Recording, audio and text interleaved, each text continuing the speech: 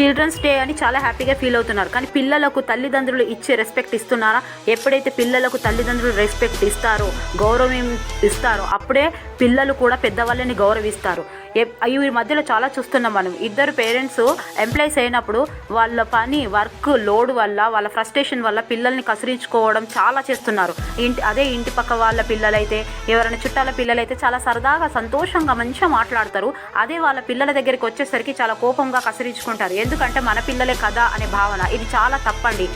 పిల్లలతో రెస్పెక్ట్గా మాట్లాడడం, రెస్పెక్ట్ అనేది, గౌరవం అనేది పిల్లలకు తల్లిదండ్రులు మాత్రమే పరిచయం చేయాలి. అలాంటి పిల్లలే రేపు సమాజం గడప తొక్కినప్పుడు వాళ్ళు గౌరవింపబడే అనే ఆసక్తికరమైన విషయాలు వాళ్ళకు తెలుస్తాయి. ఆ ప్రయత్నమే, వాళ్ళు గౌరవింపబడాలి అనే ప్రయత్నమే వాళ్లకు మంచి చెడు పనులపై అవగాహన తెలుపుతుంది. ఆ మంచి చెడులపై అవగాహన తెలిసినప్పుడే వాడి భవిష్యత్తు బంగారు భవిష్యత్తుగా మారుతుంది.